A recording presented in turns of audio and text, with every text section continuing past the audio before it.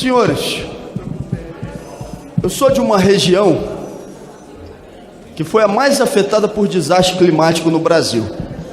E naquela época, alguns supermercados elevaram o valor da água para as pessoas beberem para as alturas. Pessoas ficaram passando sede.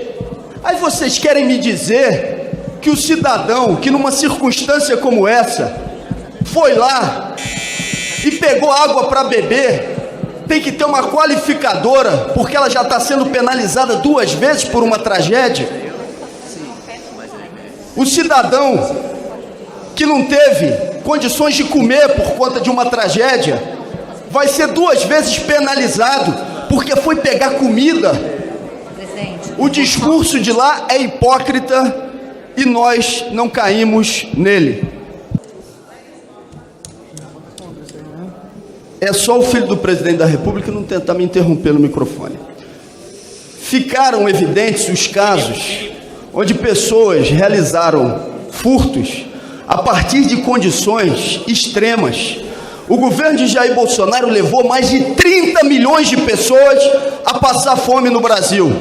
Evidentemente que numa calamidade, isso se amplia como vulnerabilidade. E aí qual é a resposta do governo Bolsonaro? Polícia, vamos fazer uma coisa? Eu abro mão do meu antipunitivismo para a gente estabelecer aqui uma qualificadora para rachadinha.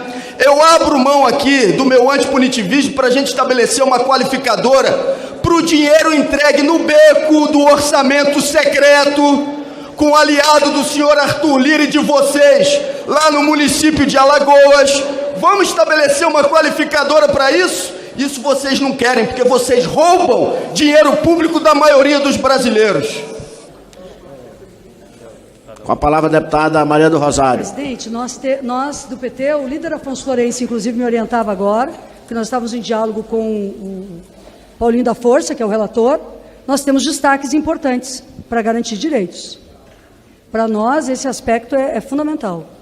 O próprio Paulinho da Força, ao apresentar o relatório, disse que não é exatamente o relatório que ele gostaria de apresentar. Ele disse que é o relatório que foi possível.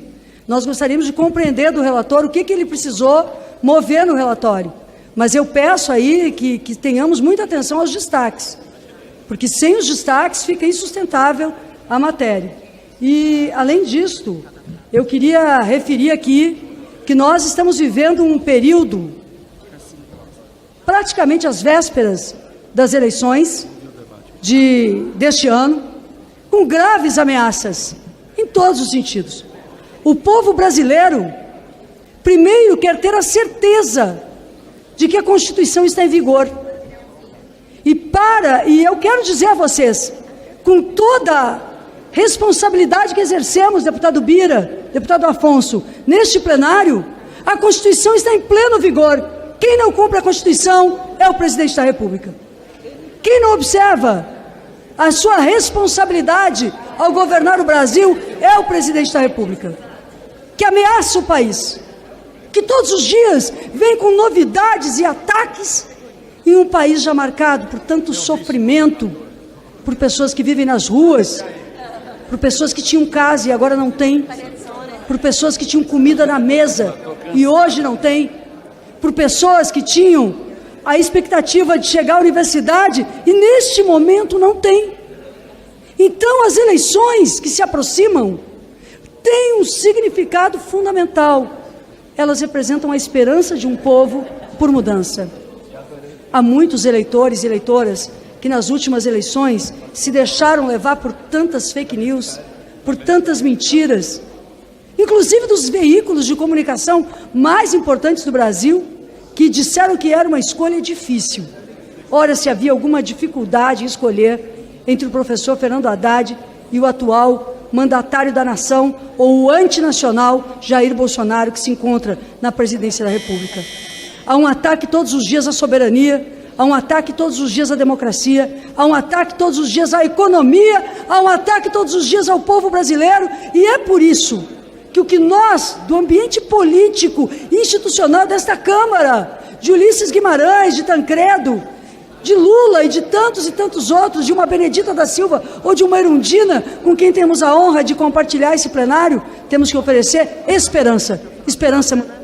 Presidente, deputado Hildo Rocha, na realidade nós ainda estamos dialogando com o relator. Eu me inscrevi contrário porque a medida provisória original do governo é bastante ruim. O relator melhora esta medida, tomou decisões que tornam mais possível a aproximação do voto do nosso partido PT, e estamos nesse momento em diálogo para definir nesta reta final, aliás, mostrando, presidente, mostrando, deputado Afonso Florencio, por que as sessões têm que ser 100% presenciais. Porque um parlamento na democracia, existem diálogos que são feitos muitas vezes, deputado Agostinho, 10, 20 minutos antes de uma votação. Então, esta continuidade de sessões remotas, absolutamente frias, onde a maioria, dirigida pelo presidente, aprova muitas coisas sem debate nenhum, tem que terminar no parlamento brasileiro. Isso tem que ser dito aqui inúmeras vezes dessa tribuna. Agora, quero aproveitar esses 2 minutos para dizer desta tribuna ao Brasil que cresce a cada semana o diálogo, aí sim, na sociedade brasileira. Aí sim o diálogo entre todos aqueles que querem preservar a democracia do nosso país e que se organizam para resistir aos ataques cada vez mais intensos que o presidente irresponsável que governa este país faz semanalmente e diariamente contra a democracia brasileira.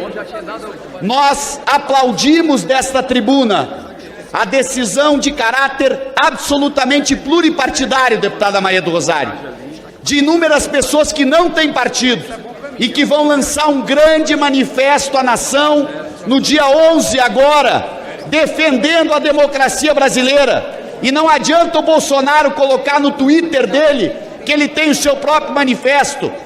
Os brasileiros e brasileiras, por ampla maioria, estão muito conscientes de que Bolsonaro no poder significa ataque à democracia, significa autoritarismo, significa ódio, intolerância, falta de diálogo e significa crise econômica.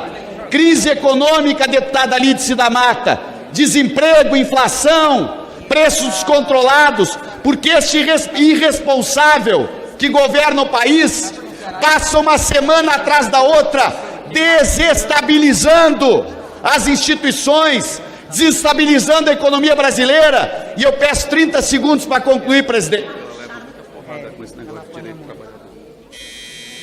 E é por isto que a inflação brasileira é a maior inflação dos últimos 28 anos. E é por isto que 33 milhões de brasileiros estão passando fome. É por isto que a crise se acentua a cada mês. Não há saída para todos aqueles que querem um país democrático, plural, que não seja esta ampla aliança que estamos todos comprometidos para salvar a democracia brasileira.